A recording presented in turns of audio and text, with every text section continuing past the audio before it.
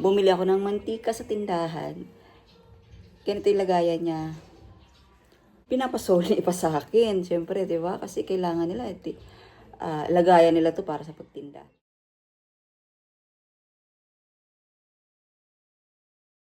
Hi guys! Kumusta kayong lahat? Welcome to my channel. Ngayon, ang aking isi-share ay ang naregalo sa akin nung Pasko. At ako ay grateful dahil nasolve na ang problema ko. At good thing, ito ay na-order lang sa online shop or nabibili naman kahit saan. Pero kung nasa probinsya ka, ma-order mo kung namumroblema ka mamasahe. Ang ibig sabihin, kasi dito sa probinsya, pag bibili ka ng mga toyo, mantika, suka, mga tingi, kailangan mo ng malalagyan masasalinan. Halimbawa, ito. Bumili ako ng mantika sa tindahan. Ganito yung lagayan niya. Pinapasoli pa sa akin. Siyempre, di ba? Kasi kailangan nila. Lagayan nila to para sa pagtinda. 25 pesos isang ganito. So, kailangan, meron ako sasalinan para maisoli ko. So, halimbawa naman, bumili tayo ng Tetra Pak na toyo. Ganyan. Siyempre, mag-aalala tayo baka matapon, di ba? Kaya maganda, mayroon tayong masasalinan. Kapag gumawa ko ng suka na may maanghang o sasawan, dito ko siya nilalagay. Ayan, may sili pa. Or minsan naman, pag may mga extra pang suka, dito ko nilalagay. Ayan. Sukang nyog to, guys. Sukang nyog. Yung tapang na mo, ano na siya, maasim na. So, ayan. Ito yung aking share at ang aking glass bottle. So, ayan siya, guys. Ayan, diba? So, marami na sigurong nakaano nito, diba? Kaya pinapaliwanag ko lang yung akin. Ayan, meron siyang rubber pang paano dito. Siguro sikip. Tapos, meron siyang libre sticker na ilalagay yung label. Vinegar, soy sauce, edible oil, cooking wine. Hindi naman ako wala naman ako cooking wine, masyado na social yun. So, ang akin lang ay oil, soy sauce, vinegar, at ang ilalagay ko sa isa kasi ano to, I have 4. Ayan. Meron akong 4. So, mantika, toyo, suka, at syempre, ang aking sausawan. Pakita ko sa inyo guys yung aking iniwing suka. Favorite ko to eh. Sa Maynila, yan. Buti hindi rin siya nabasag kasi ano lang, kalong-kalong ko itong bag na to. Ayan siya. Ayan o, templado na siya. Inihigop ko minsan. Sausaw ko pritong isda, pritong karne, at lumpia. Ayan. Yan siya ginagamit ko. Fishball. Ayan. Matamis-tamis, maasim-asim, maanghang. Ayan ang templada niya.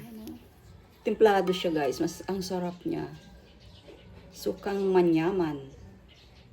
Meron siyang sibuyas, bawang, at sili. Ayan. Isasalin ko rin siya. Ginagamit ko ay coconut oil. Ayan. Meron akong isang nalinisan. So, ang una kong isasalin ay toyo. Kasi, nasa Tetra Pak siya.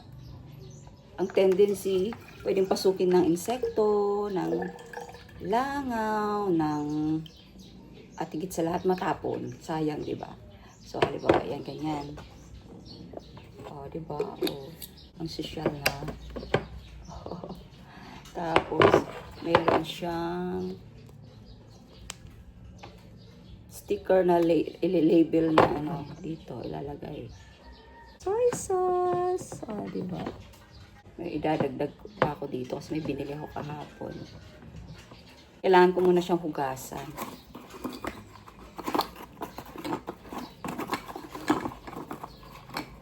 Diba, iniiwasan kasi natin na Papasukan siya ng mga insekto, langaw. Kaya kailangan naka-sealed. Tsaka kailangan din kasi maualis dito sa ano. At kailangan kong isole. Tsaka maganda yung glass container na lagayan kaysa sa mga plastic. Diba? Grateful sa akin. Thank you, Maria, sa iyong regalo sa akin. Yan. So, ito yung tatlo. Hugasan ko pa siya. So, ito na siya, guys. Nalinis ko na. Ay, ginawa ko na. Siyempre, balawa muna bago gamitin, diba? Ayan. Nilagay ko na rin yung pampasikip dyan sa loob. So, ito muna, isasalin ko yung mantika. Ito hindi ko siya isasali kasi palm oil siya. Ito ang ginagamit ko kasi feeling ko mas karapat dapat siyang gamitin, ang coconut oil. Para sa oil. Hopya. Uy. Tama lang ah. 485 ml. Healthy daw kasi. Alam niyo naman, magkakaedad na aketch na ako. So, mas pinipili kong gamitin ang mga alam kong makakabuti sa aking kalusugan. Kaysa itaya ko yung aking kalusugan sa paggamit ng mga kung ano-ano. Well, opinion ko lang yun guys ha. Baka naman maano kayo. Yan. Tsaka, sabi nga ni Lord, binigyan niya tayo ng karunungan para gamitin natin, di ba? At text naman ay ayan, soy sauce. Yan, nakabili na ako ng soy sauce. Pandagdag. Wala ng brand, yung isa kasi nasa sachet.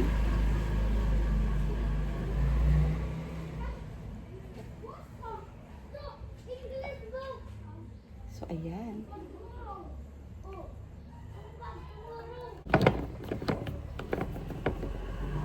Next ay ang aking sausawan. Sasalin ko siya dito.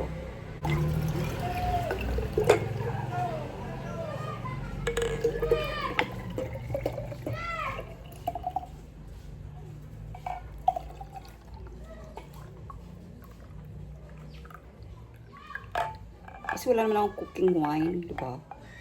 Yeah.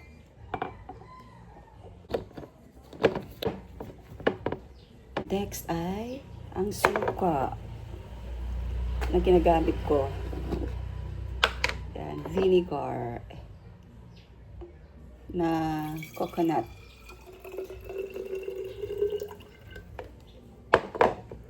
Paghahaluin ko na lang siya. May ano, pang sili. So, ayan lang siya. Next ay lalagyan ko ng label. So, ito pala meron na soy sauce. Next ay cooking oil.